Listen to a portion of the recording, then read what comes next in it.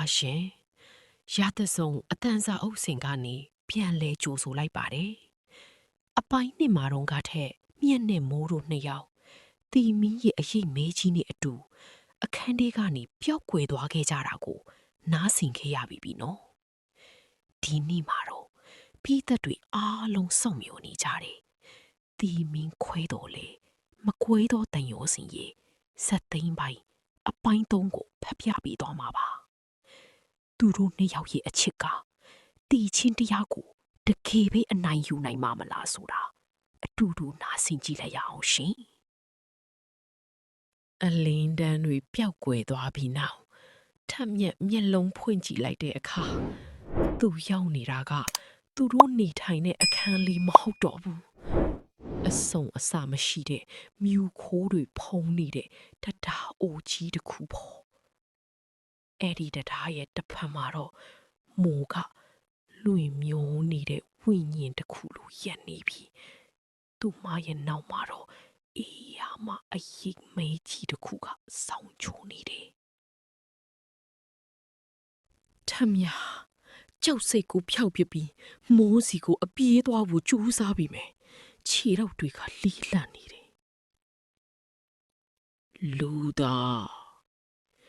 မင်းရဲ့အချစ်ကဒီတရားကိုဖျက်နိုင်မယ်လို့ထင်နေတာလားဒီမှာရှိသမျှဝိညာဉ်အားလုံးဟာနောင်တတွေနဲ့ပဲအဆုံးသတ်သွားကြတာကြီးပဲ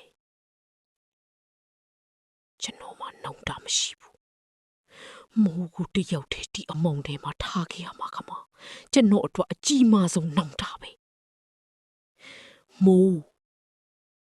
ကိုလက်ကိုခိုင်ထားစမ်းမိုးရဲ့မျက်ဝန်းနယ်ကမျက်ရည်တွေဟာ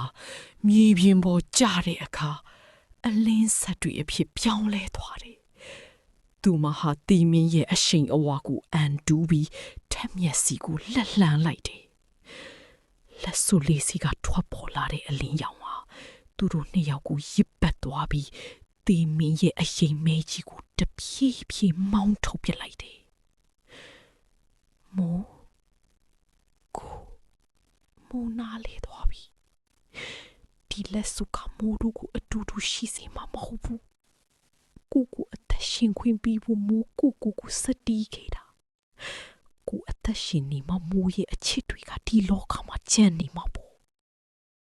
ရောက်တည်းဆိုသလိုမြူကိုတွေအားလုံးပျောက်ကွယ်သွားပြီထက်မြဟာသူ့အခန်းလေးထဲမှာပြန်နိုးလာတယ်လက်ထဲမှာတော့မိုးရဲ့ဒါယာရီလေးကိုတင်းကြပ်စုပ်ခိုင်းထားတော့မယ်အခန်းထဲမှာမိုးရဲ့အငွေ့အသက်တွေမရှိတော့ဘူးဒါပေမဲ့ပြတင်းပေါက်ကနေဝင်လာတဲ့လီပြေးလေးတွေမှာမိုးရဲ့ရေတံလေးကိုသူခက်တူးကြားလိုက်ရတယ်လို့ပဲသွားပါတော့မို့ကိုတို့အချစ်ကတီးချင်းတရားထပ်ပို့ခိုင်းမြဲတယ်ဆိုတာကိုတတိပြပါမယ်တေမင်းခွဲတော်လေ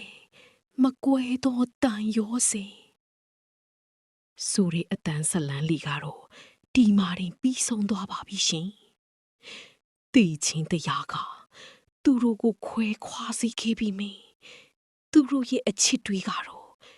ထက်မြက်ရဲ့ရင်ထဲမှာရောဒီလောကကြီးထဲမှာပါထာဝရကြံ့ရှိနေအောင်ပါဒီဇလန်တွေလေးကိုအစာအဆုံးနားဆင်ပေးခဲ့ကြတဲ့ပရိသတ်တယောက်ချင်းစီကိုဂျေဇုအထူးတင်ရှိပါတယ်ရှင်။နောက်ထပ်လည်းအခုလိုရင်ခုန်စရာ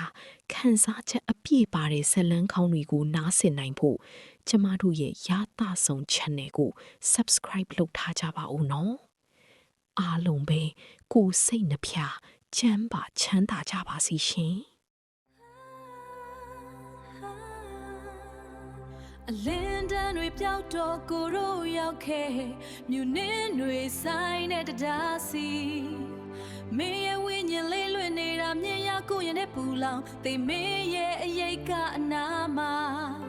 ဒီလက်စွပ်လေးကပေးတဲ့အချစ်စွမ်းအားမို့ကိုအတွက်စတေးသွားနာချင်နောင်တမဲ့အချစ်နဲ့နီကုန်